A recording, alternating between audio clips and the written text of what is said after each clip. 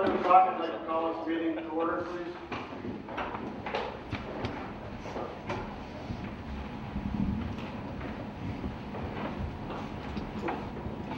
Would everyone please rise for the presentation of the colors? Color guard forward march.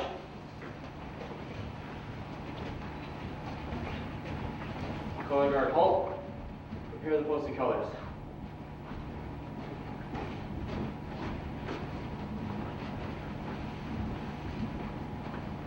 Posted colors. Would everyone please join me in the Pledge of Allegiance? I pledge allegiance to the flag of the United States of America and to the republic for which it stands, one nation, under God, indivisible, with liberty and justice for all. Everyone who's a scout, please join me in the scout oath. A scout. On my honor, I will do my best to do my duty to God and my country, to obey the scout law, to help other people at all times, to keep myself physically strong, mentally awake, and morally straight. Scout law. A scout is trustworthy, loyal, helpful, friendly, courteous, kind, obedient, cheerful, thrifty, brave, clean, and reverent. Color guard about face. Forward march.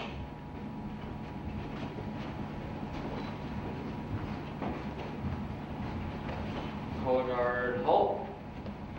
About face. Turn the rings. Everyone may be seated.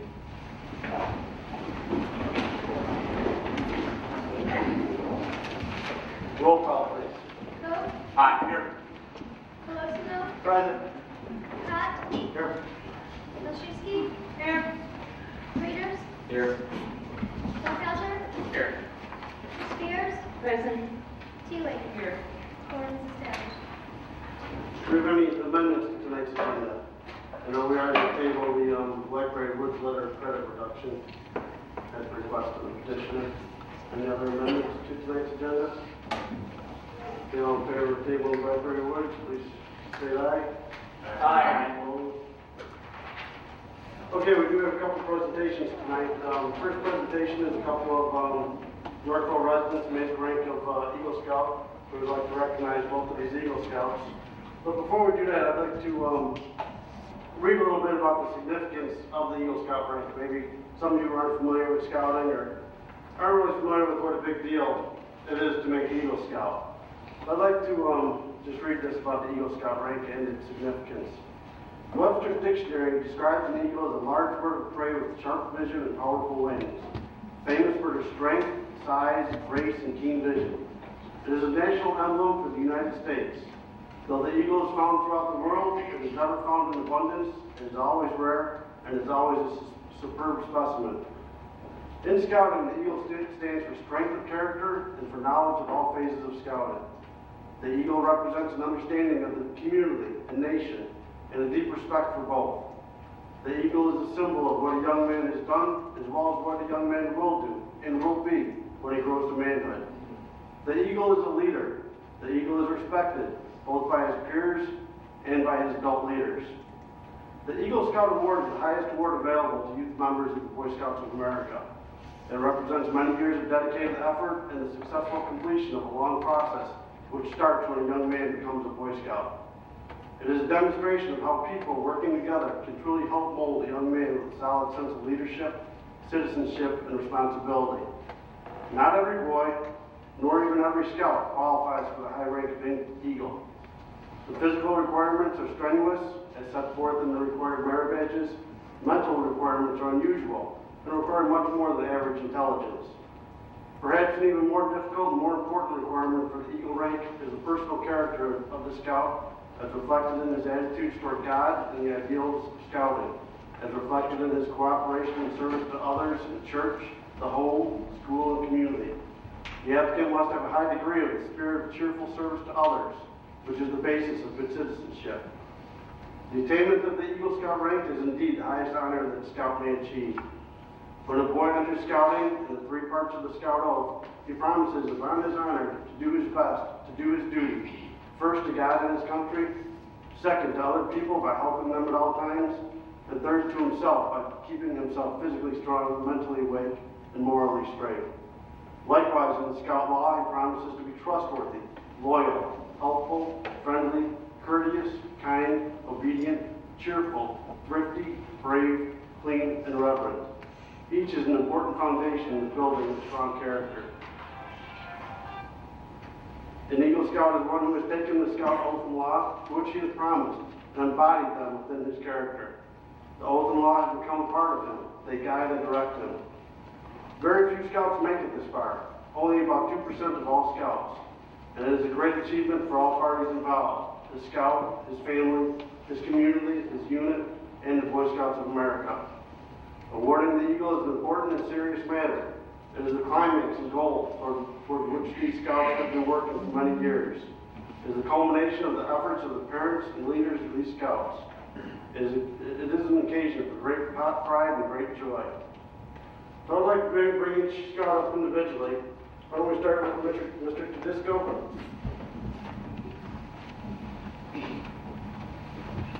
And Mr. Jarevich, if you want to join us up front. All right, congratulations, sir. That looks good on you. We do have a certificate for each Scout and a nice plaque, and I would like to read the certificate for you, right?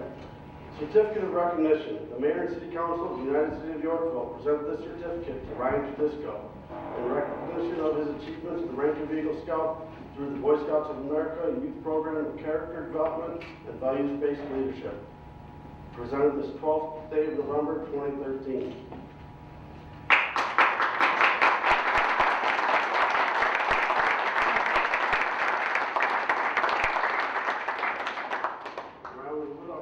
Present you with a nice Eagle Scout plaque. There's an eagle on there and your dates that you became the rank of Eagle Scout. So congratulations and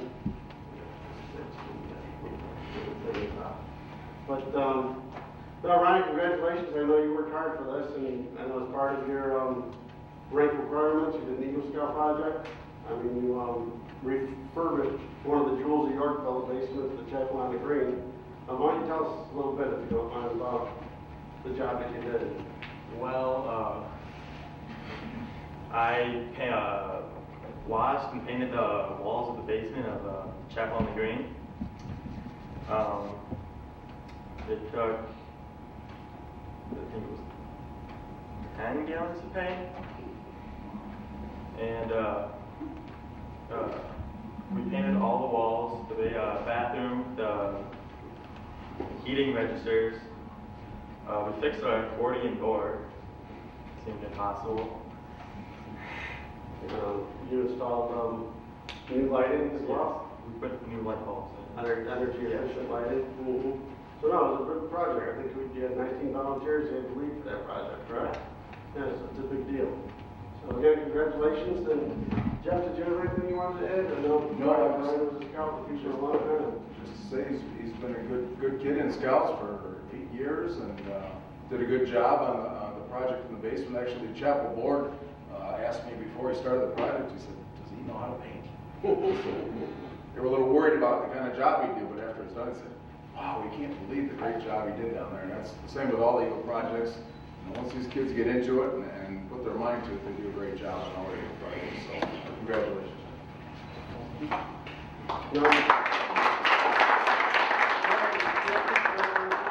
Quick photo. Do you guys want to come forward for a quick? Sure. We're going to get some parking tickets for you.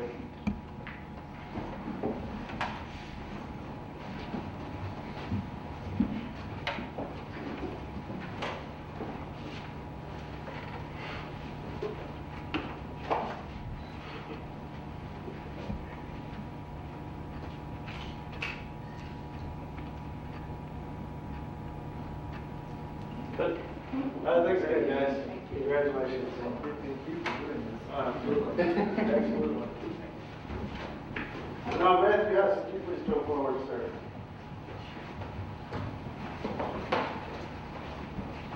Matthew, congratulations to you, sir. And I do have a certificate for you, and I will read it again. Certificate of Recognition. The Mayor and City Council of the United City of Yorkville present this certificate to Matthew Hess in recognition of his achievement in the rank of Eagle Scout through the Boy Scouts of America Youth Program of Character Development and Value-Based Leadership Training. Presented this 12th day of November 2013.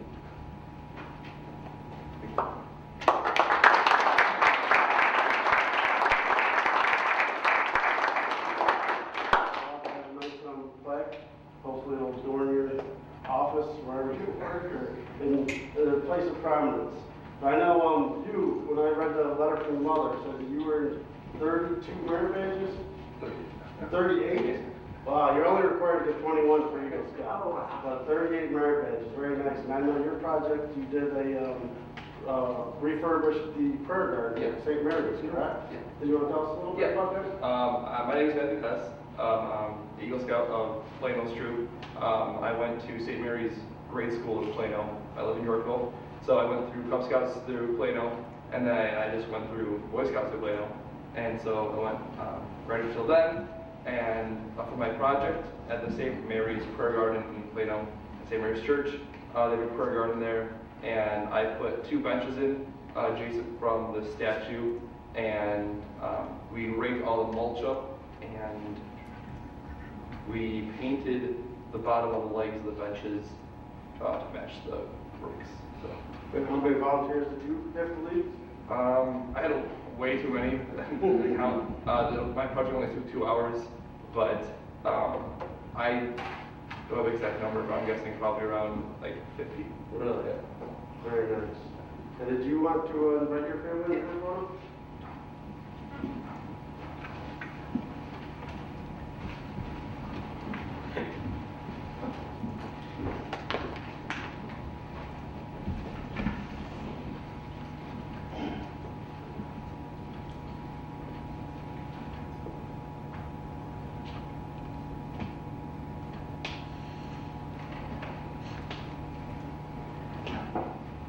Okay, take your time. Come on.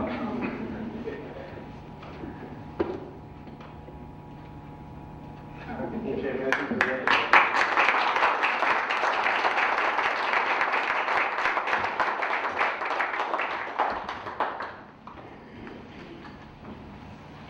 Now, next on the agenda, we do have a semi-annual update from the Aurora Era Convention and Visitors Bureau.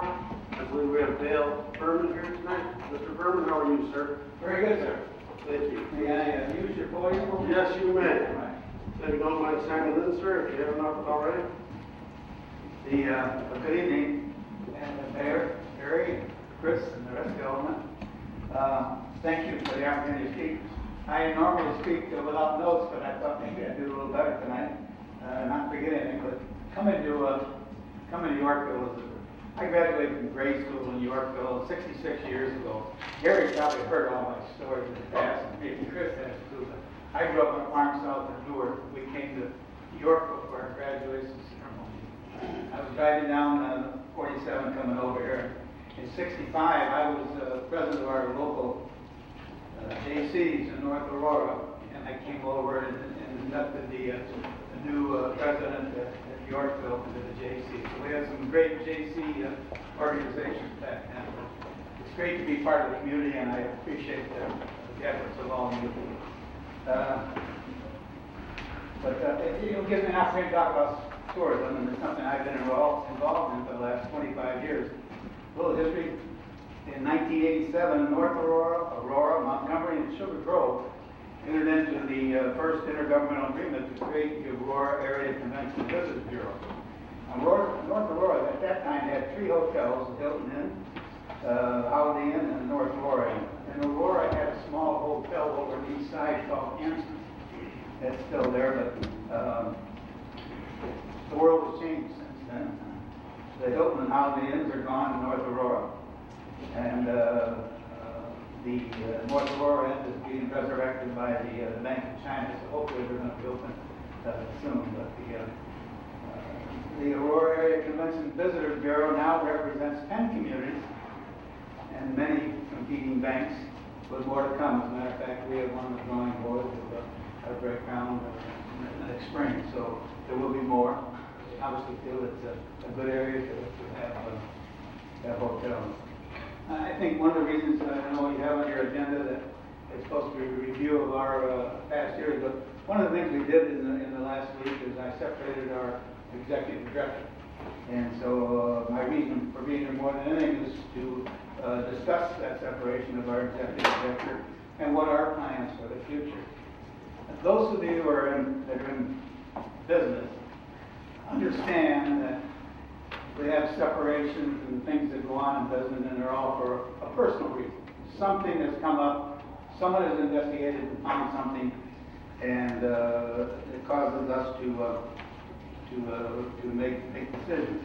In this case, there were a number of, we're familiar with what goes on, and came up with a need, and the corrective action was taken by our executive committee and Chris was I think he was very active and done a super fine job in 2 years. He was business is business, and we all understand that things happen that we don't always have control over. So we have to live. Well, the important issue to Yorkville, as well as to North Aurora and all our membership communities and hotels, is what's next. And that's the most important thing to all of us. We're striving to create a destination leadership by increasing your awareness, everyone's awareness, appreciation, and support for our tourism industry. Now, our first move that we're going to make is to select a consultant to lead us in a review of our strategic plan and perform a website, marketing, and organizational review. So that's our pledge.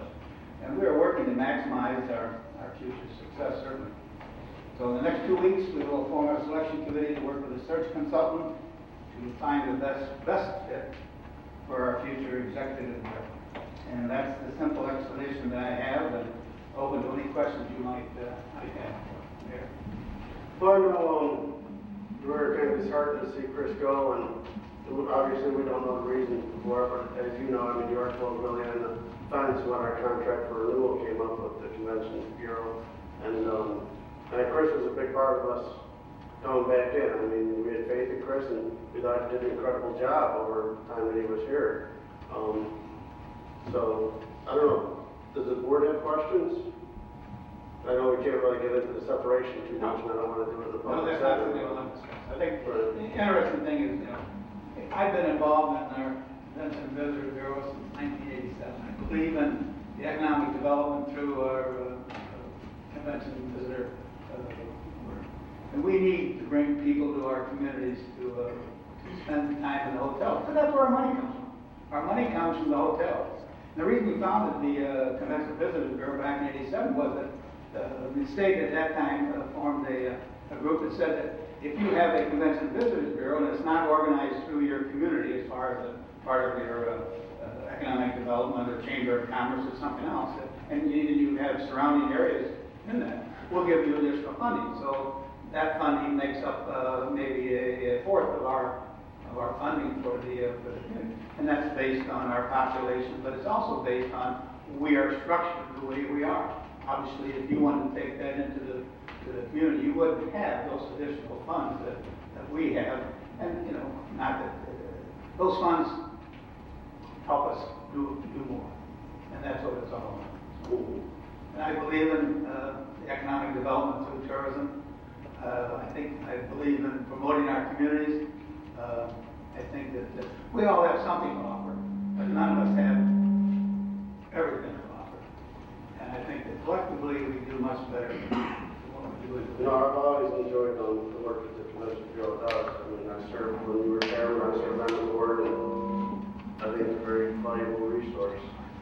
Yes, sir. Well, I just wanted to, I was one of the people objecting to the renewal of the contract on the board then. And one of the criticisms I always had was the communication, and that has improved. Chris has come in, and now you're here, sir, and there's communication. My concern about this whole separation, and like I said, we don't need to get into the details of why that happened, is that our own representative from the board, Chris is on the board, found out just like everybody else. I mean, the director of an organization that we put significant amount of taxpayer investment in, tax money into, our own board member on the committee doesn't find out, doesn't know anything about it, and just hears like every other person on the street. It was one of those things that concerning. It's still concerning. I mean, that's why we have Chris. So, Well, you know, sometimes not everybody is privy to all the information, and it goes that way. I understand, but that's what I have a problem with. I mean, if we're part of this organization, if we're contributing to the organization, and we have a representative on your board, Agreed. maybe we should be given a heads up. That's just. I think, as I said before, there are some things that don't need to be discussed by everyone. Well, I respectfully disagree. If we're part of That's the all board, right. if we're part of the Listen, board, I think we should If know we about all agreed, we'd really be in trouble. We really it. would. I guess I'd be out of a job. I just No, but wanted, that's- I just wanted to make my point that, that's why we have Chris representing. I appreciate what you're saying, and I believe in what you believe in. Okay. But I think there are differences, and there are different factions, different pressures that we all have to deal with and do. Some maybe not what we like to do, but I think in this case we call the executive committee together, which is made up of probably those that are most involved in the board, or have been on the board a long period of time, and that's they're the ones that made the decision. And the decision was passed on not only to our members of the board, to our hoteliers and all our people that are interested. Yes, sir. I think that does speak volumes that the board members, all 20 members, were notified at the same point that all the hoteliers, all the investors into the organization were notified at the same time. I would have liked to have had a heads up beforehand so I could have been prepared for it when the questions came up. Issue going forward now, interim director, is that something that the CBB is going to consider, or is it going to be a vacant position until the committee, the CBB can put together a search committee to try to engage somebody to search and find somebody? Yeah. Will there be somebody in that position so that the CBB does not stall out, lose the momentum that Chris had moving forward? What is the strategic plan immediately? We have in-house, we have a marketing or salesperson who is going out and certainly calling on all our hotels and making sure that we really understand what's going on. And I think the next 2 weeks we'll put together a committee that is going to be our search committee, and first of all, we'll select a consultant to help us in that search. I think more importantly, though, is that is someone to come in and evaluate what the board has done and what we're doing and what our objectives are and what our strategic plans are. Are we doing the right thing on the web? You know, what we're doing on the web, which is certainly the most important part of everything that goes on anymore. No one reads anymore. They look at pictures, you know, and we used to say that a picture's worth 1,000 words, and now we're saying that a video is worth 10,000. So people are doing more on the internet. Correct me if I'm wrong, but am I hearing that there are going to be 2 engagements, one for Yes. the Most likely- evaluation and one for the Yes, search committee? most likely it'll be an individual thing, but it has to be agreed upon by the board at the time. And we have a meeting, sure. So that's what our plans are. And we hope that that's so. I think that, you know, within a 2-month period, I think we should have a good idea of where we're going and what's happening. Any other questions? Yes, sir. I think I just want to have a quick comment, and then, you know, I think I found out the same time everybody else did. And finding out that the presentation was still happening tonight was kind of like, oh, this should be interesting. It's not. It's uncomfortable. Certainly is. Sitting here watching you kind of stammer and juggle is probably the most uncomfortable thing I've ever done in this chair.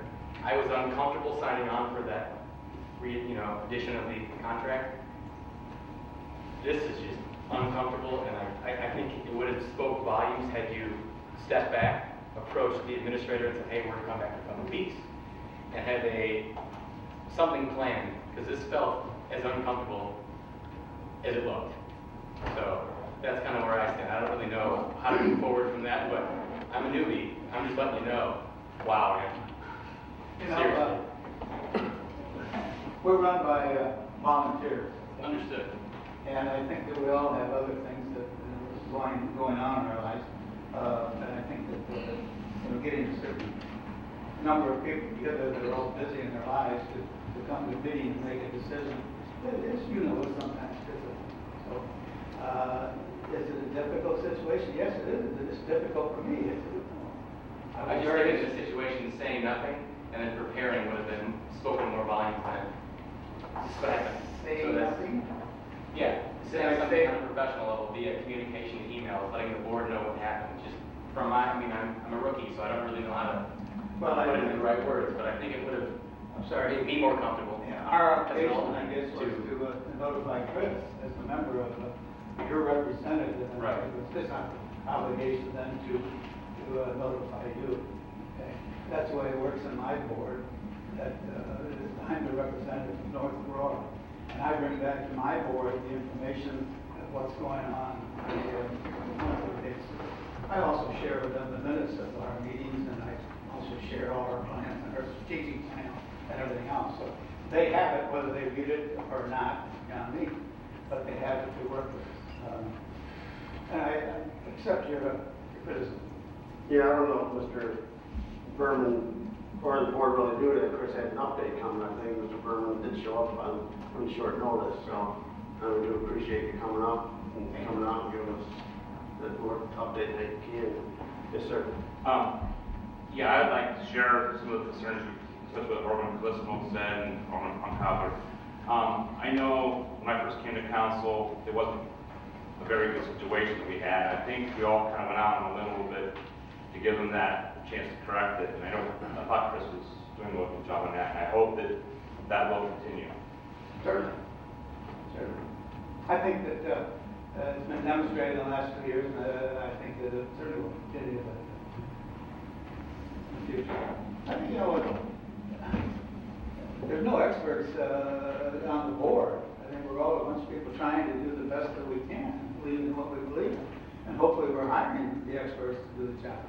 And then, then we have to either survive with what they are doing, or if something comes up, then we have to move on to someone else. And I think that's where we are right now. I'm sure not an expert in tourism, but I've spent enough time in working with it over the last 25 years that I feel I can appreciate the benefits of it. I've been to Springfield numerous times with our Convention Visitor Bureau Board and worked on legislative ideas. And certainly we're all we're just trying to do the best job. As I said, I think back to when we first formed it. North Aurora had no hotels. Now, certainly, Yorkville has more hotels. Aurora has more hotels. But we're still promoting the same area. We're promoting everything that's going to bring people to the area.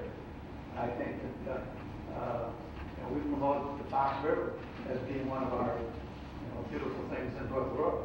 We don't have any major things like Aurora's new River Edge Park, which is fantastic. I wish every community had one, but not every community got the dollars to do it.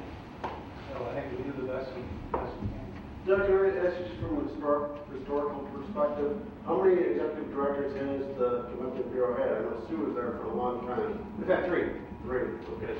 Mayo Kelsey was our first. She was had worked with the Aurora Chamber of Commerce.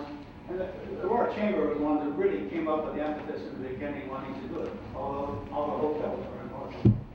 So she was our first. She was there for a couple of years. And Sue was with us for 20 years. And very well respected in the state. I know I went to their meeting. They had a meeting with all the executive directors from the state on CBVs at Road at Rich Harvest Farm. And, talking with them from throughout the state. Sue's name was brought up probably every conversation. Okay, anything else? Dale, thanks for coming out. I know I asked if you could come out on short You notice. Yeah, to answer. All right, I'm sorry. But to answer, there's a lot of political things that go on. And everything that, and you see it here in your own group, and you see it in every group. So that's part of the entire battle. And it's not unique to our Events and Visitors Bureau. It's unique to, they're not unique. It surrounds us in the state. And we find that, back when we first started, and there wasn't money there is today. Okay? And when you see your dollars that come in, you think, I'm going to take those dollars and do a better job myself. And the attitude that every community, every village board, city has the same attitude. And I think, and it goes on throughout the state. So, but, you don't get that additional funding. And, maybe you do have the things that are going to promote, they're going to bring everybody into your community. You have to spend the money on bringing people into hotels, that's what it's all about. So it's a difficult thing, but there's a lot of political pressure around it to succeed. Just a quick question. I know, like Chris is working on a lot of projects with like kiosks that were going to be in the park, and he came in and did like he just invited people in to give suggestions. And now, are those projects, were those like approved by the board, so they're going to continue on? Yes, definitely. All right, and are they going to be because I hate that if they just get dropped. No. And how are they going to continue on? They will now in the continue. interim? They will continue. They are continuing. We have a visitor's guide. We hope that we're planning to have out in January, and our marketing person is working diligently on that, and we'll be able to secure additional help to.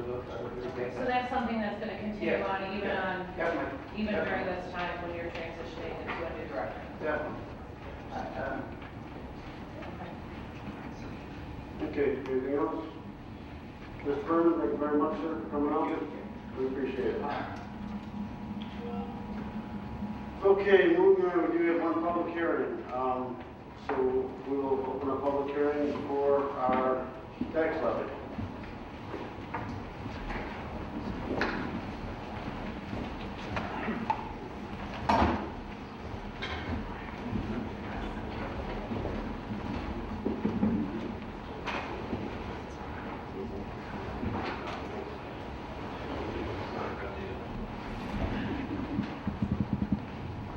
Okay, I am Bart Olson. I'm the City Administrator of Yorkville, and we're going to go through a tax levy public hearing short presentation here. So we are required to do this under the PTEL law and Truth in Taxation Act. And really we're doing this because the city wants your input on our tax levy. I'll get into the overall here in a second as to what we're actually looking at for dollar amounts, but this is for the city and the library's uncapped capped operational levies. And we don't always get what we ask for. We specifically publish a dollar amount in the public notice and in the levy, and then assume that the county clerk is going to come in with a lower dollar amount when they implement the tax cap each year. So last year we had asked for about $3.65 million, and it actually came in at just under 3.5. And then this year we're publishing a dollar amount of $3.76 million, and we think we're actually going to get just under 3.6. So estimated tax rate is right on the screen there for 2013. We'll get into that here in a second. Now the operational levies for the city and the library are higher than they were last year, about $96,000. The sole reason we're doing that is because we have an unfunded pension liability called an OPEB in our police pension fund, and we've been trying to pay that down each year. And then additionally, we also have actuarial requirements each year that we have to meet, and so we're basically taking all the money that we're levying and shoveling it into the police pension fund. So what does that mean for an individual tax owner? So we'll get to that in just a second. The uncapped taxes that are going to make up our in total 2% property tax reduction for the city are the library bond referendum, which we just actually refinanced this past year. So that actually is going to go down to about $40,000. And then you've got another $150,000 on our non-abated property taxes, and that's going to help us achieve our 2% overall property tax reduction. Again, the non-abatements, they'll be on the admin committee agenda this month, and you'll probably approve them in December because they've already kind of been set in stone with our policy, and I consider them to be relatively non-controversial at this point, but they aren't due until February, actually. So what does this mean for the individual tax owner? I'll get into this again. It's relative to your share of the pie in the entire city. The average EAV reduction in the city was 2.81%. So if your assessed value went down the same dollar amount, because we're actually decreasing our total tax levy by 2%, you're going to see a modest reduction. It's about $16 there between what we paid last year and this year. If it went down 10%, so you had a better than average assessed valuation reduction, you're going to see a much larger decrease. So it's going to go down from about 829 last year to about 753. And this is on about a $250,000 fair market value house that's owner occupied. So I've got the homeowner credit calculated, so $77,000 equalized assessed value. If you were one of the unfortunate people that had your property value go up, maybe because you did some remodeling on your home, went up 3%, your city tax bill, again, when you add the city and the library together, is going to go up from about $829 to $861. And then even if you stayed the same, it's still going to go up, because everybody else is going down, you're going to have a little bit larger share of the pie, and that's going to equal about $836 this year instead of $829. So again, just to give you a little example as to what slice of the pie the city's is, we're in the lower left corner there, about $579 on a $6,000 or $7,000 tax bill. We're about 10%. The library is a separate piece of the pie up in the upper left-hand corner, $251. That represents the referendum taxes and their operational taxes. So if you notice, the tax rate is going to go up. So why is the tax rate going up? Well, the tax rate is going up even though we're asking for less money overall, but it's because property values are decreasing. So, property values go down, or even though our amount is going down, the tax rate goes up because you're spreading a dollar amount across a smaller overall portion of property throughout the city. So again, the amount that you actually pay is going to depend on your share of that pie, and it depends on what your neighbors do generally. So I've got a couple fun scenarios here. I showed them 2 years ago. Last year the PowerPoint didn't work. But so you've got Uncle Pennybags, who owns a large piece of property in the city, Mr. Condo, who owns a small sliver, and Mrs. Family, who owns a nice house and pays, a modest amount. So city needs $1,000 in property taxes, and the dollars to remember are $625 is what Uncle Pennybags is paying, $125 Mr. Condo, and $250 for Mrs. Family. So let's say the city still needs $1,000 to operate because we have to make debt service payments next year, but there's a housing market crash again and everybody loses 50% of their value. Well, yes, your EAV is going to go down, but everybody still pays the same dollar amount because we're still asking for $1,000. So nobody's property tax payment in that scenario is going to change. Shift to a different scenario, everybody receives a pretty big reduction, but the city still needs $1,000 to operate. So Mr. Condo, he gets his property reassessed at a 25% reduction, and everybody else gets 50%. Well, Mr. Condo's share, which was 125, jumps all the way up to 176, even though he got a reduction in his value because his neighbors got a 50% reduction in their value. So Mr. Pennybags is paying $625 before, and he's paid $588 now. So now Mr. Condo has to make up that slack. He's got a larger piece of the pie. Again, another scenario, maybe a little bit more realistic. Condo gets reassessed at a 5% reduction. The family gets assessed at a 7% reduction, and Mr. Pennybags goes out and goes to the state board and gets a 25% reduction. Well, his share of the pie is going to go really, really down. So it's going to go from $625 to about $571, and the family and the condo have to end up making up for that because the city still needs $1,000. So just, it all depends on how big your share of the pie is and what your neighbors are doing too. So, and here's another one. This illustrates when you add new construction into the city. You've got Ms. New Person here. They've got an EAV of $75,000, but the city needs a little bit more money to operate because Ms. New Person is moving to town. And so, it affects each person's share of the pie differently. So Mr. Condo's dollar amount goes down a little bit, so does the family goes up. New person is paying $326, and Uncle Pennybags is paying a little bit more too. So it's all relative to your share of the pie. So why do you need more money? Because that's, when you look at the public notice, it says our levy from last year is going to go up, I think, 6% from what it was last year. Again, it's police pension funding. And really, the property tax cap restricts our ability to easily balance our budget from year to year. So, we typically talk about if you don't raise the property tax cap each year, you lose that money going forward because it compounds. So, and then typically in growing areas, your expenses are almost always going to outpace your revenues. Housing brings commercial development, so we always hear need more rooftops. But the problem is that if you look at any fiscal impact study done almost anywhere in the country over the past few decades, residential always cost more money to serve than it brings in property taxes. So, you know, you're basically banking on enough residences to make it worth, you know, your while to have large commercial development or office or industrial development, because they're going to pay a majority of the property taxes, and then everybody's property taxes go down. We've got long-term capital projects, which we'll get into in the budget season. You probably know all about them. Water, sewer debt. We've got water main and sewer main that needs to be replaced throughout town. And really, we don't this year. When you add up our capped and uncapped taxes, we're not actually asking for more money in aggregate. It's just our capped taxes we're asking for a little bit more money. We're going to offset that by a reduction in uncapped taxes. So just to note, all these figures are still estimates. We won't know the official tax rates until May. That's when all of the county finally shuts the doors on, I guess, assessments and certifies the equalized assessed value. And we're not voting on this tonight. This is purely to get your input, and it will be on an ordinance 2 weeks from now for the city council to vote. It doesn't have to be passed until the second meeting in December. With that, I'll step aside and ask if anybody has any questions.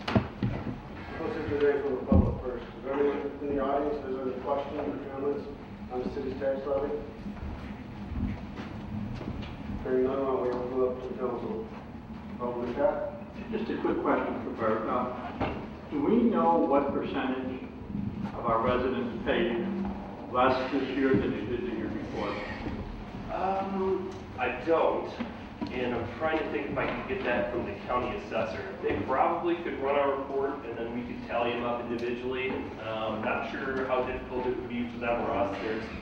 There's roughly 6,000 dwelling units in the city, and there's a couple hundred extra businesses, so it'd be a fairly lengthy report, but it could probably be tallied.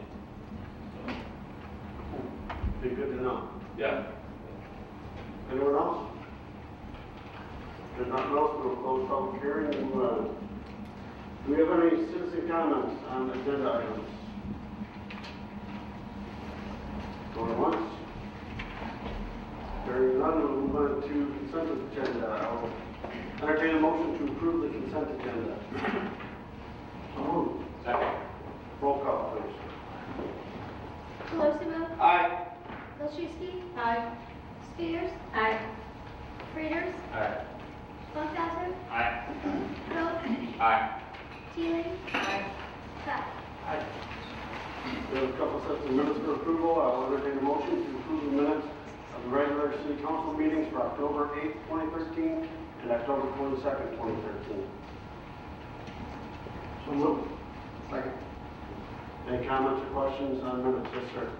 Yes, the October 8th, page 3 or 4, first paragraph, halfway down, there's a sentence in there that says, City Administrator Olson explained.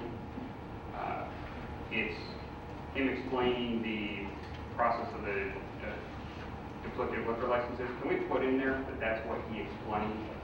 It's ambiguous right now.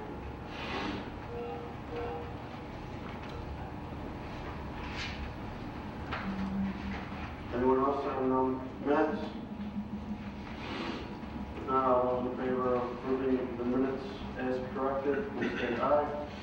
Aye. Opposed? Bills for payment were $1,305,741.19. Moving on to the mayor's report. This is National Drunk and Drug Driving Prevention Month. Proclamation in your packet if you care to read it. But we do hereby proclaim December 2013 as Drunk and Drug Driving Prevention Month. So please do not drink and drive.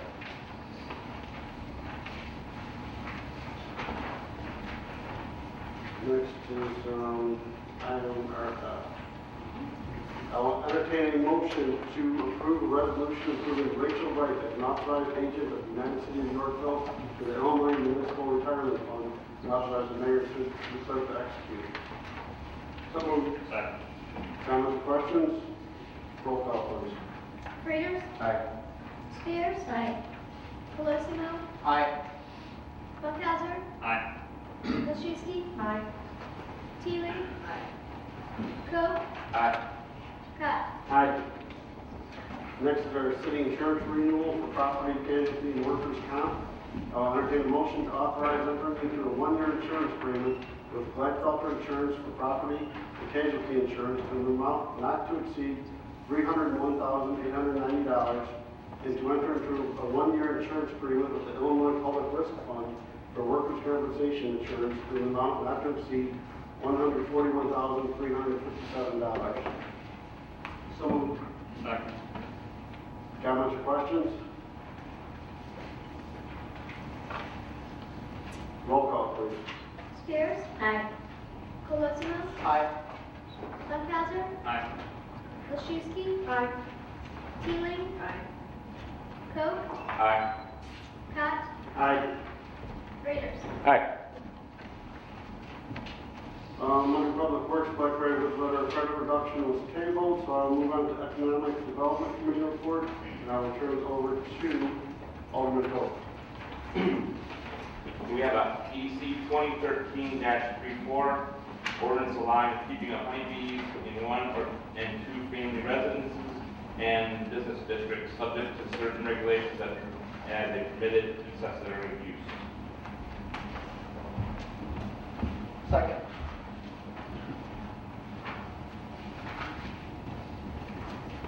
Comments, questions?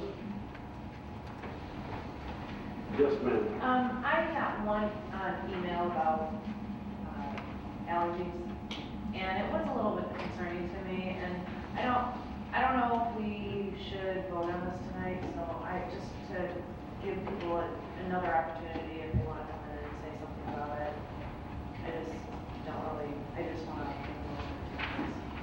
Well, why don't we do a little debate, and then we can still make the motion later. Let's not shut off debate yet, but. Yeah, I think we would like to hear the council that wasn't in the committee. Yeah, let's talk about it a little bit, and then we can always table it and bring it back in 2 weeks. Any other comments, questions, concerns? No. I had attended one of the two committee meetings where this was discussed. At first, I had some concerns about it, but then going through when the alderman has some experience with this and staff had done some research on it, the concerns that I had were all generally being answered throughout the discussion of what was presented in the EDC setbacks, bike paths, making sure that they're not nuisances, those kind of things. Those were all taken care of. They're written into the ordinance, and I think that the way that this is structured is pretty well done. It accounts for notifying neighbors in a manner that is just a courtesy, which was a concern. How do you let everybody know that you're going to have a beehive next year for honeybees? So those kind of concerns that I had were actually resolved in the initial meeting of EDC where it was discussed, brought up, and I think that this is pretty well thought through. This is the third meeting now on this that we've discussed it, so I'm in favor of it. I think that it's done pretty well, having a limit on the colonies where they can be placed, that kind of thing. I'm going to support this one to see how it goes.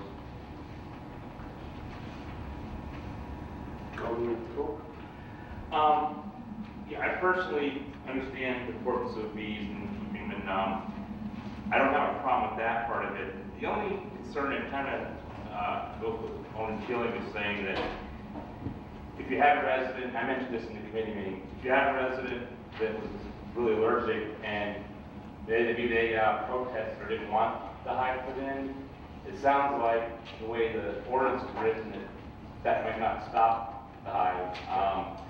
So then the second thought with that is, okay, if you said go ahead and allow the hive to put in, and somehow that person does get stung, and I'm not saying however the reason is, I wish there was a little bit of language legally that, you need to stop it immediately if that was to happen, I think, somehow. Some kind of prevention.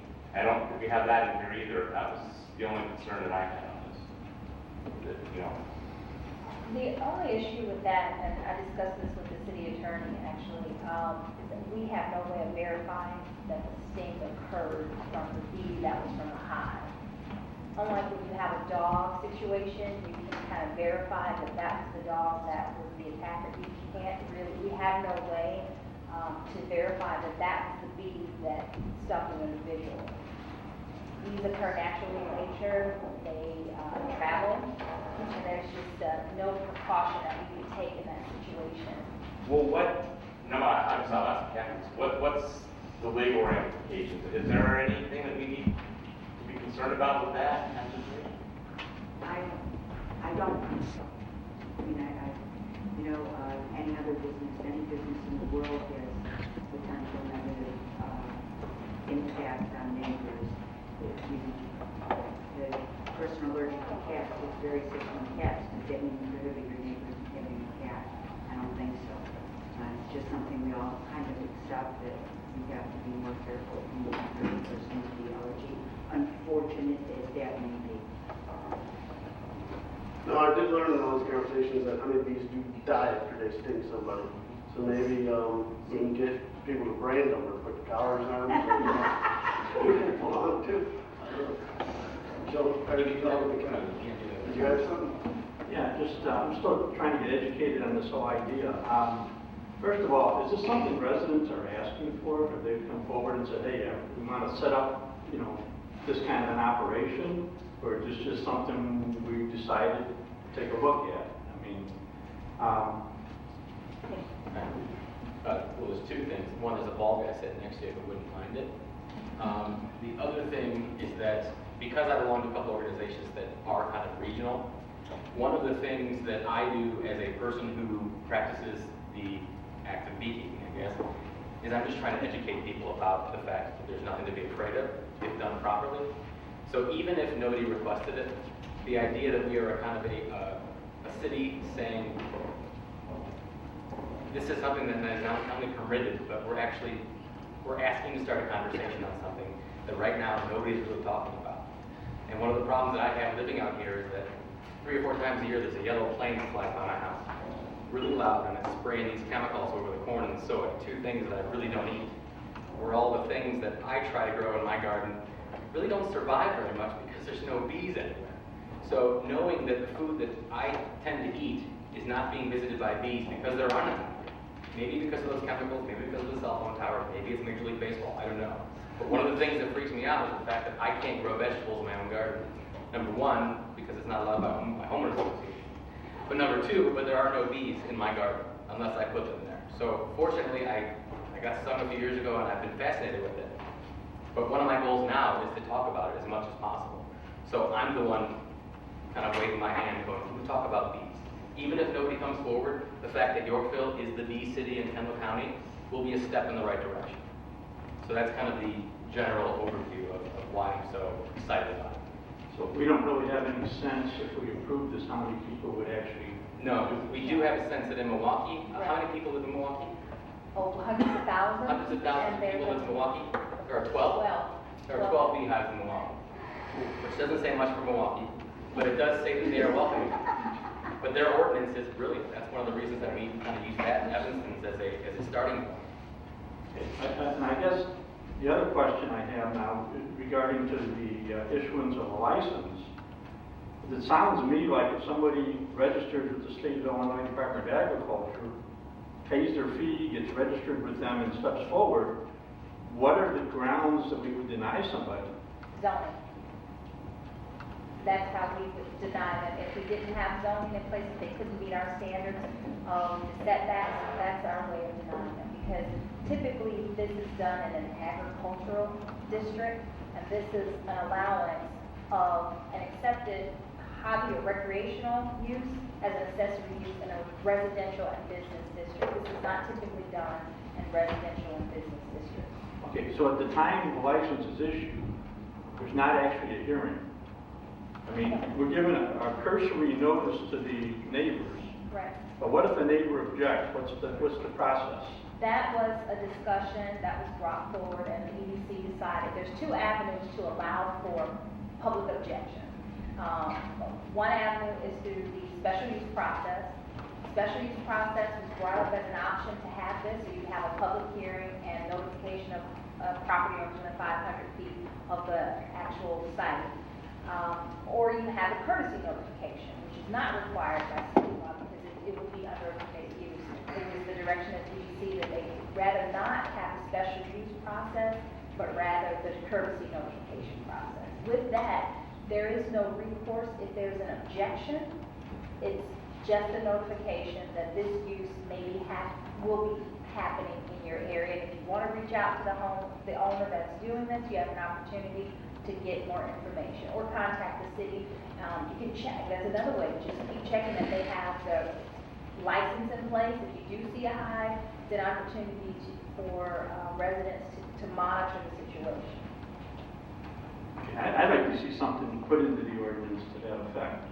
Make it a little more clear for a resident that does have an objection, what the process is to voice that concern. I mean, it may be a valid concern, maybe just somebody doesn't want it, but I think our residents are owed that much in this type of situation. Yes, sir. Yeah, Larry, I had the same concern as you did it in the committee meeting. I think it's one of the reasons we brought it out to the entire council to see what the other aldermen have to say. I had the same hesitation at first. I still have some reservation about that one issue. What if the neighbor doesn't want it? I think some of the provisions that were put into the ordinance help. You know, there's a 25-foot setback from any adjoining structure. If you think about the average residential lot, for it to be 25 foot back from each, in every direction, it limits it. Not everybody's going to have the lot or the capability to put this in their backyard in Yorkville. You have to have the right lot. You have to have the financial, desire to put the heat hives, and the maintenance are not cheap. You have to register through the state of Illinois. I would be surprised if we got 2 applications in this entire city. But the one sticking point, I still have sticking point. Get it, honey? Sticking. The one sticking. We have to be careful. I had to get it out. But the one sticking point is that very issue. What if the neighbor objects? And really, our only options are, as long as they're within all the parameters we set down, there really is no objection. Or we go to the special use, which is much more cumbersome and expensive for the actual beekeepers themselves. I mean, that's really the only other option we have that's a viable option to have an actual objection come forward. So, is it possible to, if there is a stern objection, with reasoning somehow associated with reason and logic and actual fact, is there a way to then enter into the zoning that he's talking about? Whose logic? Right. Before I get to that point, I just want to be clear that there are several communities in Illinois and in the area, Chicago, Naperville, Skokie, Mundelein, some other communities in the Lake County areas who have these ordinances in place, and they do not require a public hearing. So they're basically permit-based approvals. Actually, Milwaukee is the only one that does a courtesy notification. Right. With no objection With process. no objection process. And that's where the difficulty comes, because there is no formal process of a special use to allow for a public hearing. For us to address an objection, there is no board to hear the objection, standards to be met, and then a decision to be made. It would all be on staff at that point. And that, I would feel that would be kind of arbitrary for staff to make that decision just based upon a neighbor. I mean, if we're allowing objections to this type of use, we should be allowing an objection to a neighbor who puts up a 15-foot high shed, which is regulation that's 1,000 square feet, 5 feet from my or 10 feet from my setback. We should be allowing those type of issues, because a 15-foot shed is massive, but it can be, as long as you're within 40% of the total buildable lot area, you can put a very large structure, even closer than what this requirement is. This is 6 foot high for the flight path issue for the walls, and it's 25 feet away from the property. So if we allow, without a special use process, if we allow these to be contested, we're opening ourselves up to having contested issues everywhere. I don't like my neighbor's fence, I don't like the pool, I don't like the shed. Let's start allowing everybody to argue about what we think is right next to my house. Now, I don't think that's necessarily the right way I think there have been some protocols, some safety measures in here, the 25-foot, the flight path deterrence, those kind of things. And it's been tested in other communities before. We're not the first ones to do this, not even the state of Illinois, so it's been tested. I guess my concern more is in the area of public health. If you have somebody living next door who's allergic to them, I mean, what kind of peace of mind does that person have knowing that they're living next door to a beekeeper? I mean, you have to take that into consideration. And I agree that the courtesy notification, at least it starts a dialogue between you and your neighbor. I mean, that, without us getting in between and setting up a process of debating it and having the public come out, having petitioners spend hundreds of dollars to petition to get this, opening it up for that kind of debate can be pretty extraneous, but to allow you to have that discussion with your neighbor, I think that's the way to start, at least. In a dream world, maybe. Yeah. I mean, it's a start. Yeah, so this is why I wanted to table it. You're right, we should have had this discussion. I'm glad that we did.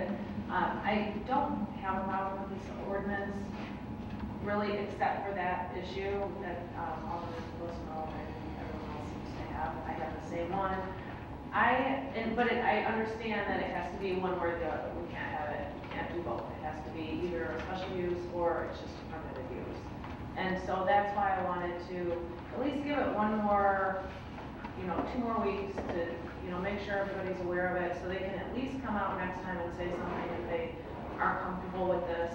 Because I've only gotten one email about it, and it did kind of hit home because I don't have kids with allergies, but I have kids, and if they were allergic to something that could potentially be in my backyard or right next door, I would be concerned about it too.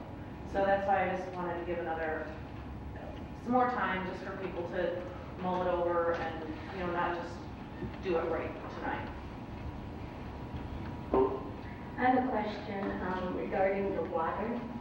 It says each beekeeper shall ensure that a convenient source of water is available to the bees so they don't congregate in swimming pools at watering holes.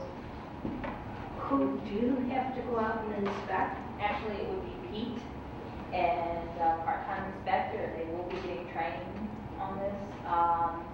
We will actually communicate with the state, whoever the local beekeeper, local bee inspector is. We will get training from that individual. So yeah, we would have to go out and check. And every year they have to get relicensed, so we can re-inspect every year. So if their water wasn't what it should be, we would probably get a complaint. Okay. Or if we notice it while we're out there, then we would give them a time to correct it, a very short period of time, probably about 10 days. It would be the same process as if there was a property maintenance violation. And if it's not corrected, it would be adjudicated and possibly lose their license. We have the ability to pull the license in this case. And that would be okay if we only have a few. It wouldn't be that costly to the city. Correct. But if we end up like 100, could be all your friends and whatever, that would be very costly. No, because we've done almost 1,000 inspections this year for property maintenance, so it would be the same. It's all in the same course of the work. Correct. Is there a cost for this training that we're going to put staff through? For maybe 1 or 2? If it is, it's probably minimal. And then investigated the cost? No, we haven't, but the Department of Agriculture has an extension with UIC, and they have worked very closely with us. We've actually had them review the ordinance, so I don't see that there would be an extensive cost in that. My first class was $19 at the Muncie Community College, and then the full day one I think was $47 or $48 if you didn't buy lunch. So I mean, it's not over the top, but less than the cost of one firm. I guess one of the things that maybe we should look into, and I have no problem with delaying the vote if that's what Diane wants. I talked to her earlier today. I'd give her that courtesy, of course. I guess maybe one of the things to consider is, we have the 25-foot setback. If you increase that a little bit, I mean, if they think about it, it becomes, but then you're taking a vast majority of lots in the city out of contention. And that way you're artificially limiting it to larger, half-acre, more rural lots. You're not going to be able to allow this in a 12,000 square foot lot subdivision if you go anything beyond 25 feet, because then you got a 50-foot radius in essence from the hive, where there can't be another structure. And if you go up more than 25 feet, you're artificially then limiting to a much more rural area. I don't know, but in reality is you either pass this thing or you don't pass this thing. There's no, if we pass it, there's no objection process. As long as the person is within our ordinance, they're going to be entitled to keep their hives. If they violate any of the conditions, then obviously we can pull the permit. Well, staff thought long and hard about the 85 feet. You go any further than 50, you might as well not have an ordinance. You probably won't have any properties that meet that standard. You definitely probably won't have businesses to be one B2A.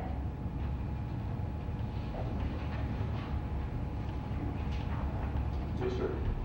One other thought I just had to, how would this work with HOAs? Would they be able to say no to it if they didn't want it in their residence? HOA authority is kind of mutually exclusive of our ability. So they would have, So, correct. They wouldn't be able to permit it if it was not allowed in city limits under our code. But if we permitted it, they can always restrict it. As long as they amended the bylaws properly. Yeah, I'm no bee expert, but I do work with a couple of beekeepers, and there's not much of a downside to this ordinance. It's good for the environment, honey's good stuff, and there's definitely an advantage to having more bees around. So, like Carla said, an objection process, and you have to be careful with it because they have to have rational reason to object. Other than I don't like my neighbor and I don't want to see him have bees. So. Or did you want to table this back to committee for more discussion, or just advertise a little bit and have people, if people are concerned, then come back and voice our opinion in 2 weeks? You can go ahead and make a motion to table for 2 weeks. We'll see if anyone comes forward with concerns in the next 2 weeks.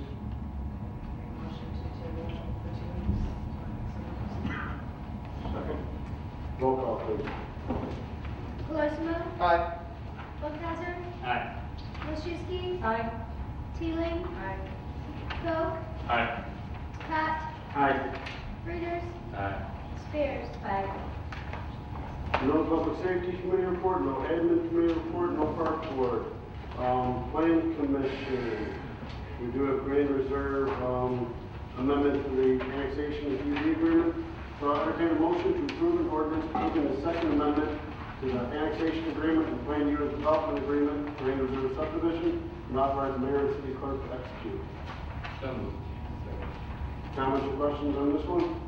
I'm assuming the lawyers have to hash it out or good to go? We have to have this affirmation and confirmation of the position of city council as of 2009. Roll call, please. Bunkhauser. Aye. Wilczewski. Aye. Teeling. Aye. Koch. Aye. Cott. Aye. Reuters. Aye. Spears. Aye. Colosimo. Aye. Okay, next is Heartland Meadows Concept PUD. This is for discussion and feedback about Heartland Meadows. All the information is in your packet. It's an active adult community. And Clayton, did you want to start us off or say anything about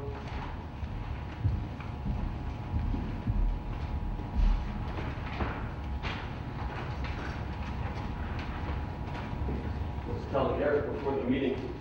It's been a while since I stood here. It's been a while since we've had a concept plan. Well, hi everybody. My name's Mike Marker. I'm also here with me is Gary Nyer. We're here from Mark Ray. I believe the majority of the company also are Yorkville residents. I live in our first development, which was what brought us here back in 1998. We've been here about 15 years. Heartland in Yorkville. And Gary actually lives in our second development second residential development, Hartman Circle, which is right there. Shortly after that, other projects that you know that we've done, commercial projects in town being Hartman Center, which had various businesses here and there, Blackstone, now Mike and Denise's, Gold Star Academy, Lighthouse Academy, that whole area there.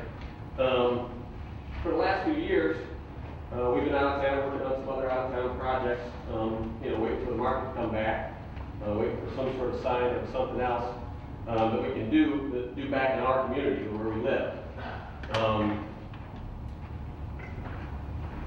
It didn't make any sense to us to come in and do another Hartman Circle. The market just still doesn't allow it.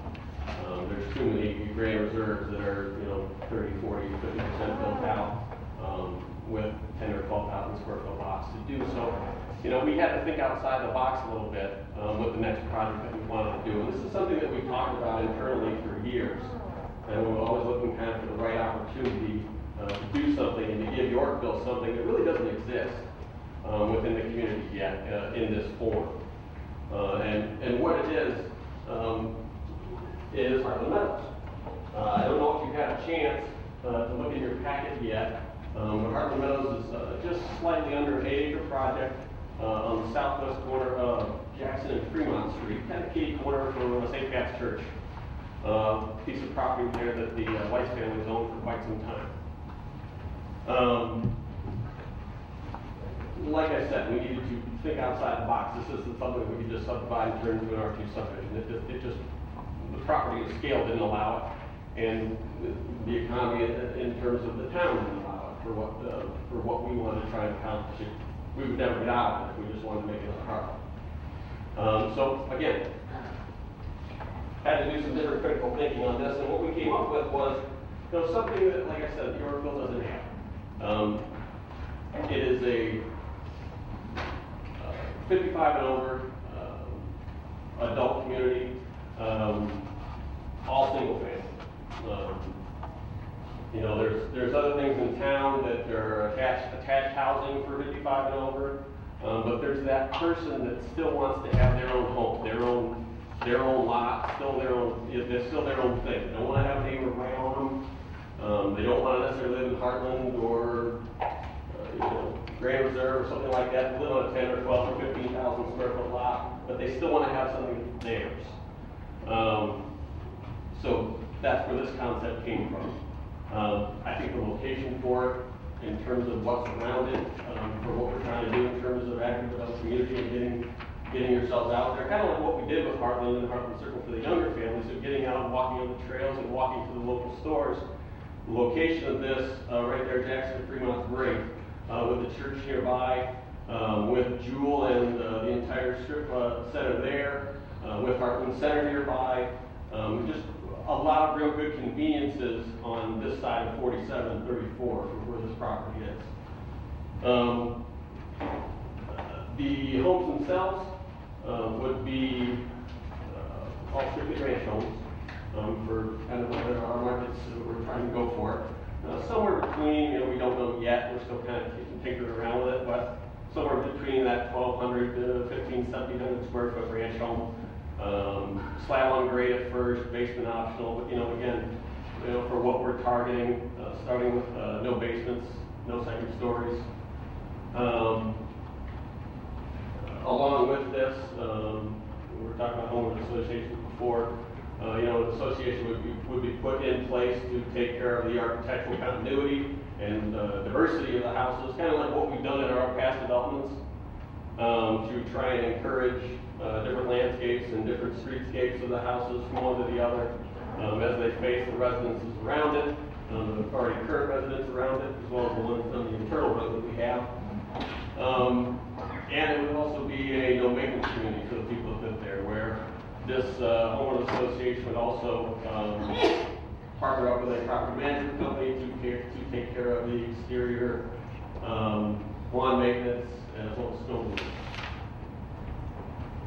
So it's something that we are pretty excited about. I mean, like I said, it's been a long time since we've been here. This is something that, as I look around Yorkville, and I lived here for the last 13 years, something that really is an offer. And, my wife has parents that live down in Quincy, Illinois, 4.5 hours away. We go down there once a year to go visit them. But they're at that point of retirement, and they want to be closer to their grandkids. And this is kind of that thing where they don't want to live in a duplex. They don't want to live here or there. They want to have their own spot. And when I kind of mentioned they're looking to do something like this, their ears perked up. And I think there's a lot of people like that out there that want to be closer, because we do have a lot of young families in this community still. A lot of them. You all see them every day, and I see them every day still. And there are those people like that, those grandparents that want to stay close and be close to their grandkids. Okay, do you want to open it up for questions? Alderman Gott? Yeah, just a couple here. These are owner-occupied units? Yes. Correct? Yep. Sale price, roughly? Roughly, we still have to work with the price point, but somewhere around that 200. I'm thinking, we're kind of thinking in our head somewhere around that 200,000 number. I think is where we're thinking on the high end. It's hard to tell. We haven't, we're tinkering with the floor plan. We're tinkering with what we're going to put in it. But I think that 200,000 range is about what we're targeting. Just like anybody that has a house, it's what you put in it, it's what you put around it. That'll fluctuate, but that's pretty close. You don't have an Irish rendering of what they might look like, do you? The homes, not yet. No. I think once we get that, if you'd like to see one, we certainly could get one to you. If we're successful here and move on, we will have that next meeting. And my initial concern when I heard about this was, how's it fit into the existing neighborhood? Mm-hmm. So that's mainly single-family homes there, and bigger lots, bigger homes, that type of thing. So that's my initial concern. Now, have we got any feedback from the neighbors? We have not, no. Okay, that's something I would like to get.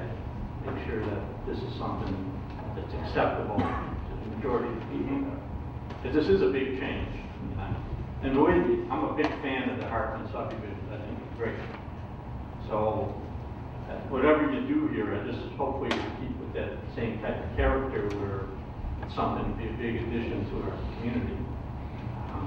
But I would like to know what the neighbors think. And just a procedural note on that too. This process doesn't have a formal public hearing as part of it. It would be for feedback from the City Council and Planning Commission. No, it's just City Council. Okay, and then they would come back with the formal PV agreement or annexation agreement amendment type document. Then there would be required public notice and public hearings surrounding the property owners. And the theory behind that, this is a cost-saving mechanism for developers to come in and get feedback on issues that may come up later in the process, for them not to have to spend as much money on the front end, soft costs, legal, engineering, for you to come back and say density is an issue. If density is an issue, they want to know up front before they expend those dollars to go through the formal process.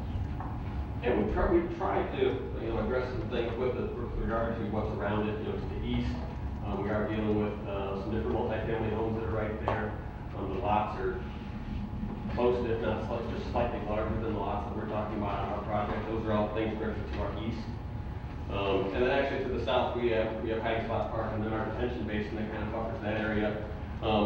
If you look on the plan, some of the properties, the southwest corner and the southern area, those are properties that are still staying as is. Mr. Weiss and his daughter wanted to keep those properties back in that corner where they still live. The 708 Bristol Street and that 702 Bristol Street, those residents will still stay. The existing farmhouse, which is kind of that northwest corner, that's up on kind of where our lots are. That thing was built, I think, in 1898, from what I remember you telling me. That one would be taken out as a part of the project. But everything else down around that southwest area will still stay and kind of buffer some of the areas around it. Yeah, I mean, just my gut reaction is that density is tight. I mean, when I'm looking at this map and I see 46 lots being crammed into an 8-acre area, and I know, I mean, I go to St. Pat's, I know exactly what that area looks like. And I know you guys obviously have to have a breaking point where you're obviously going to make, right. You're a for-profit corporation, I get that.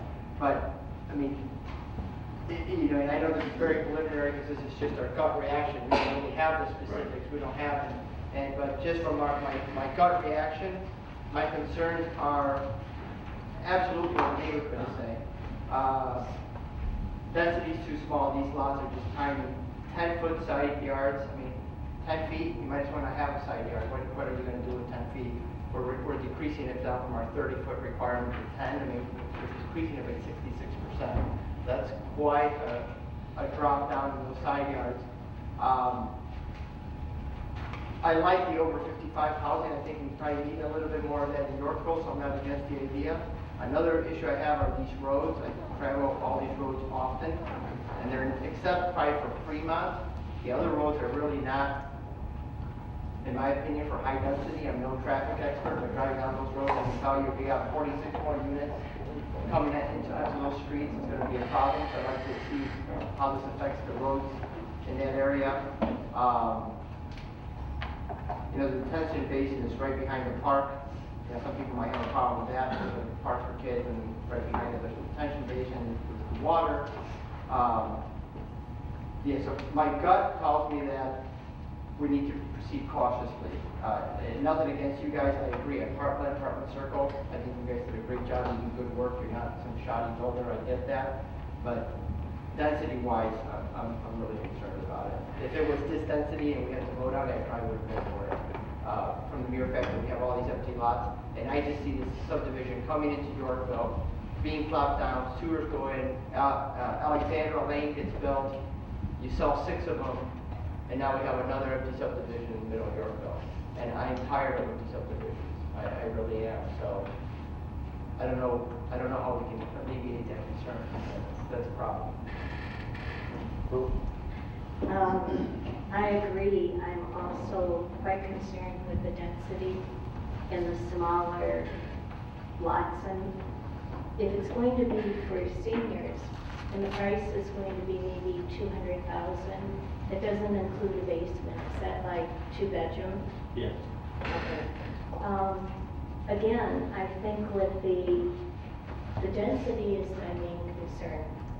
And I think if we can increase that, I mean, it's gone down 42% of what we usually have in our zoning. And if we can decrease that, or increase the development, the square footage, I'd be okay with that. And also Actually, that's a mistake. It's gone down 58%. Right. Oh. Yeah.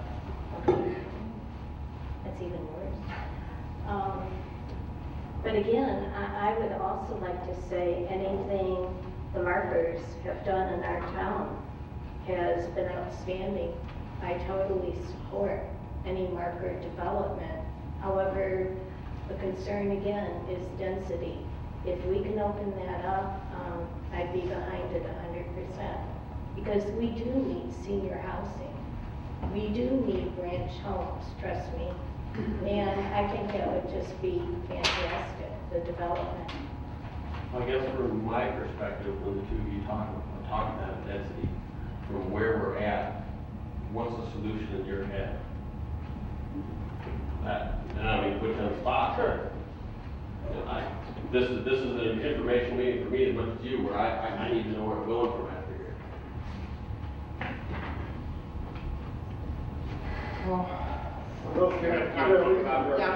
Let me think about it.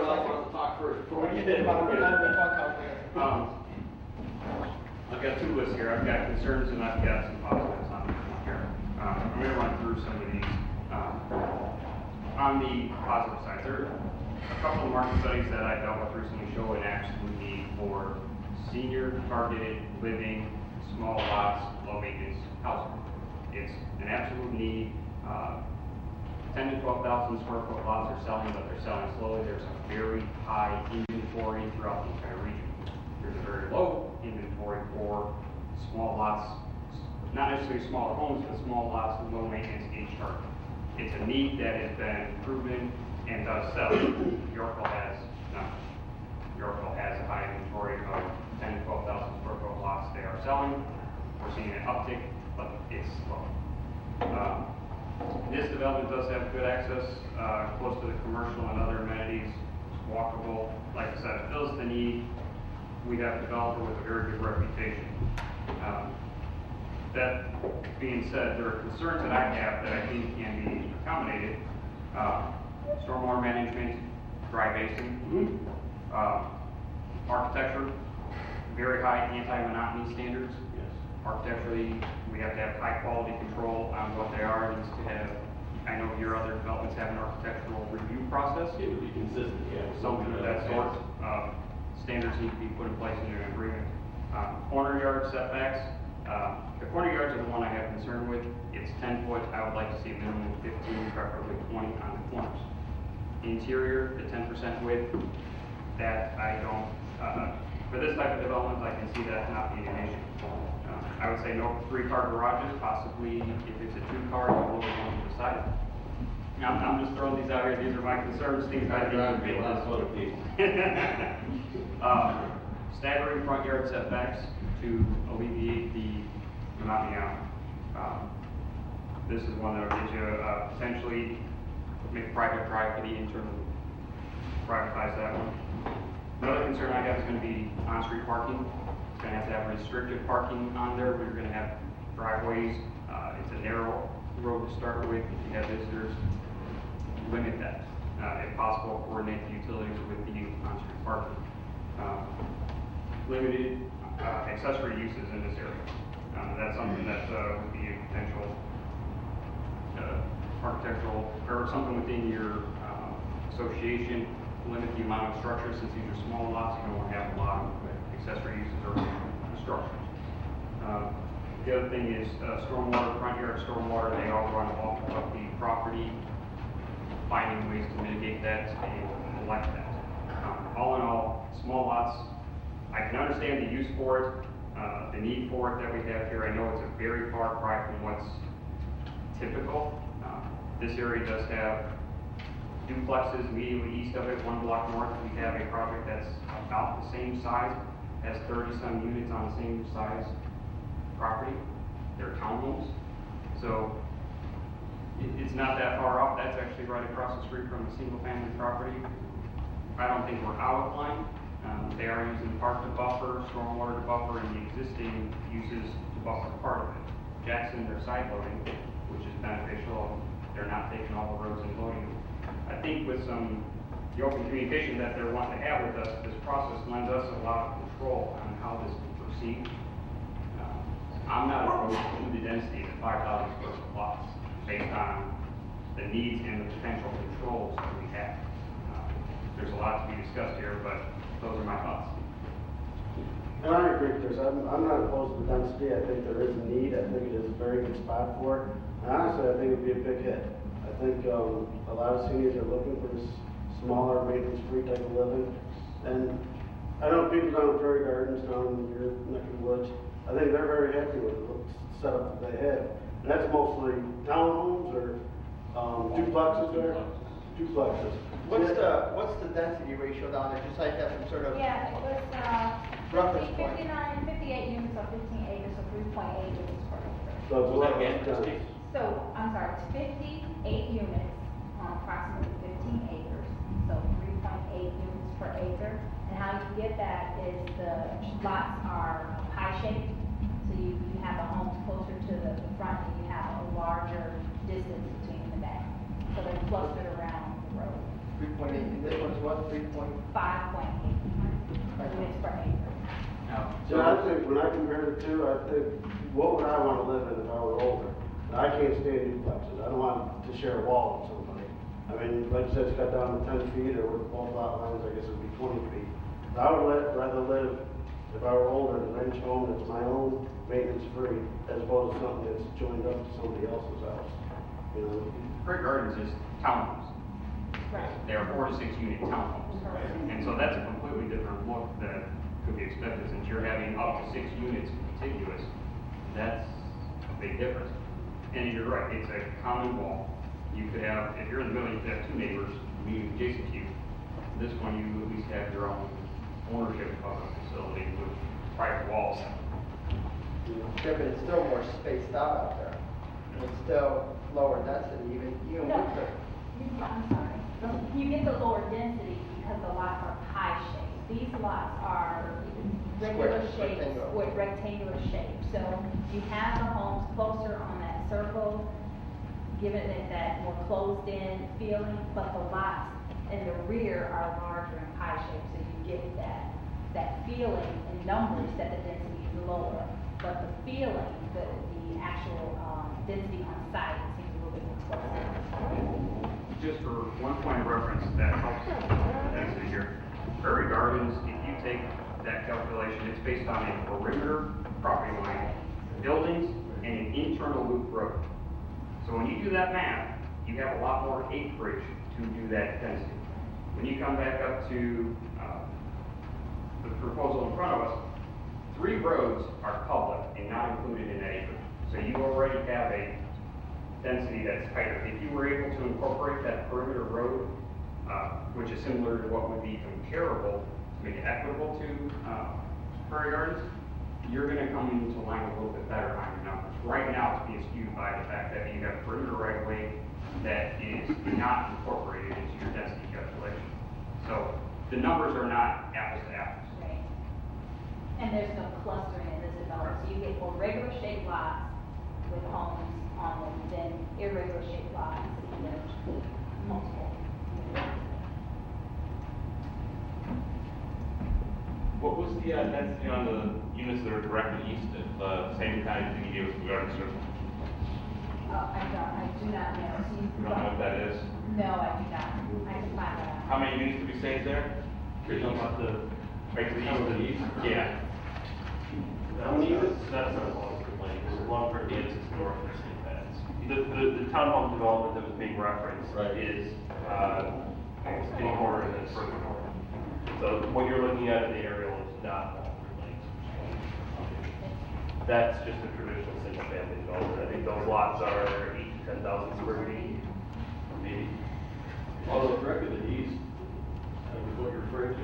Yeah. Those are the Directly to the east or duplexes that fit on Great a question, sure. 10,000 per Yeah, foot. Correct.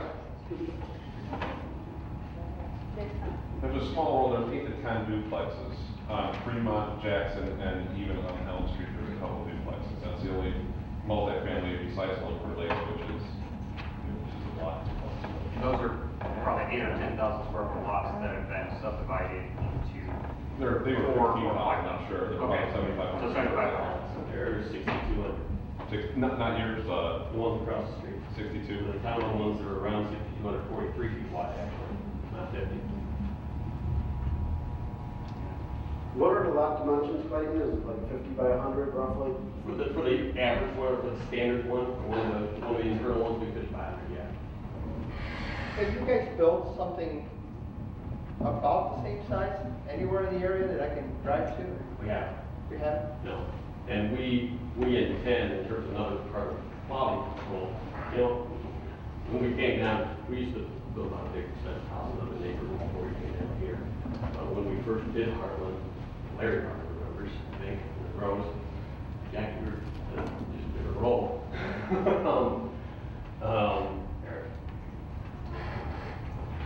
We came down here thinking we were gonna build all the houses. You know, just like a lot of the probably businesses you work for, every 5 years, you kind of have to reevaluate what you're doing, to try to make things work with the market. When we came down here, at first we thought we were gonna build them all, build a few, John Purcell, Tim Greer, a lot of these guys came to us, said, hey, we don't want to develop land, we just need lots. So, we weren't at the time that good at building that kind of house. You know, we put a lot into our house, like what goes on upstairs. So these guys came along, were really good at the market, they already had a draw down here, so we handed it off to them, and we developed property for them, so it kind of worked. And now we're kind of going back to where we were, we adjusted ourselves to the market. We still build houses here and there, down here when we have a chance, just to kind of keep ourselves honest with what's going on in the industry. So in terms of quality control for these houses, we will not only be the developer of the project, but we'll also be the builder of the project. But no, that long answer out of time. Sure. Yes, sir. I grew up on the west side of Aurora, so I saw my parents moving towards Pressbury. Yeah. And the Pressbury area that is kind of 55 and all the way back in the corner towards Bliss, you're talking $450,000 for an adjoining townhome. But the the prestige of living there was, you don't got a shovel, you don't got a car, everything's kind of taken care of, you walking fast in your bike, but there was no shopping inside. So when my parents intended to move into Pressburg, my first step was, okay, cool, you know, I don't have to shovel out the mow for you, but they're landlocked. Whereas the first time I looked at this one, where is that? Okay, I know where Heading Spot Park is, but when you drive by, that's right smack in the middle of town. You are basically taking 8 acres and putting a large number of houses there, but in a spot where they're not going to be driving out to, Walmart to buy them. When I first moved here, I did all my shopping at Walmart. I didn't spend a single dime in Yorkville. These people can the jewel. You're asking for an immediate, let's go shopping, let's go to Starbucks, let's go to fast burrito, the store is phenomenal. You can do all these things a block or 2 away. So if this was out on 126, number one, why was you building so close together? But number 2, you're asking for more of these spread out subdivisions. The first time I saw this, that's awesome. That's an idea that we need in Yorkville. And yes, I understand that you're going to be using 3 roads that are already established, actually 4. But if it's built, my first question was, when you build this, what kind of construction traffic are you going to have on those 4 streets? But then I thought about it. If you built Alexander first, and I'm not a construction guy, if you built that first and did everything from there out, you could minimize the impact on those people that live there, and also show them this is what we're putting in. It's going to look snazzy, as the old folks say. But they're also going to be adding to the economy immediately. I mean, these things, I'm not going to tell my parents about it, but they would probably buy it. Just because of how close it is to everything else. And, the whole Catholicism thing right down the street, you're asking for that to be filled before it's done, in my opinion. Unprofessional. And to take that further, I mean, to do it on 126 makes no sense. Right? Something like this. Everything we've done for the most part, in one way or another, has been an infill piece in town. This is no different. And so we have to work with what's there. We're already surrounded on every side here. But it's that part of it and where it's at that makes it so cool. Yeah, good word. The other thing that we're thinking about with this is the fact, okay, we have all these grandparents with all their grandkids, where are they going to go? You got a really good idea. It's the park that above them. So it's kind of like actually thought through, congratulations, but at the same time, everything, all these pieces just kind of fall right in the perfect spot from where I'm looking. So I think it's good. And, real quick, just to address the apartments and detention, we have that all over the city. And in Greenbrier, how far is that park from your detention pond in Greenbrier? Right there. I mean, there's a lot of that for your city. Actually, isn't there an outfall right there? It's attached to the park, is basically the same part of the park. The park is the park detention, isn't it? No, it's up above the detention. It's a little close right to it. The area to the east of the property, he was referencing that. He wasn't referencing Longwood Lakes, I believe. But there's 26 dwelling units, so there's 13 duplex units there. So 26 dwelling units just over 3.8 acres, so it comes out to 6.8 dwelling units per acre. And the average individual unit lot width, so that's half the building, is 151 feet by 45 feet, so that's 6,100 square feet. So what you're actually looking at here is probably less dense than what you've got immediately east. What's the size of these lots again, roughly? 50 by 100. 50 by 100? Yeah, correct. There's a couple that are kind of shoehorned in there on the corners that are a little bit smaller, but most of the ones that are east of the north-south road there are 5,500. And the average size is what, 5,200 square feet? 5237. Okay, a lot of good input. Yes, sir. Regarding, I know Carlo asked, Rose asked about the increasing, the density thing. The only way you can really do anything with that number is by taking out some lots, right? Oh, yeah. That'd be the only way to address that. It's the only way I can think of it. Yeah. And again, I mean, the economy of scale for what we're doing. I mean, this isn't a 100-acre piece of land. It was an 8-acre piece of land, so there's only so much we can do. I think some of the density things that Kristen brought up and that Bart brought up and that Chris brought up, we tried to be comparable with what was around it. We really did, and especially with the business that's just up in the north and the northwest corner as well. We tried to transition off from west to the east, flowing towards 47, and this is what we came up with. Okay, so is there anything more specific as far as direction or input from the council? Or? I think that's good. Very good. Very good. Obviously, some that still have some concerns about density a little bit. But overall, I think it's a real good fit. So if you have what you need, we're good to go. Yeah, I think so. Thank you, everybody, for your time. Thank you, sir, for coming back and building the work. Okay, moving on. We have no zoning board of appeals, no city council report, city clerk's report, and community and liaison reports. Any staff reports? No report. Any additional business? No executive session. Do we have any citizen comments on anything that you want to talk about? Any of you scouts back there have anything you want to say to the city council? Are you sure? Going once, going twice. What do you guys think about the deep conversation? Let's adjourn this thing. Meeting adjourned. Yeah, but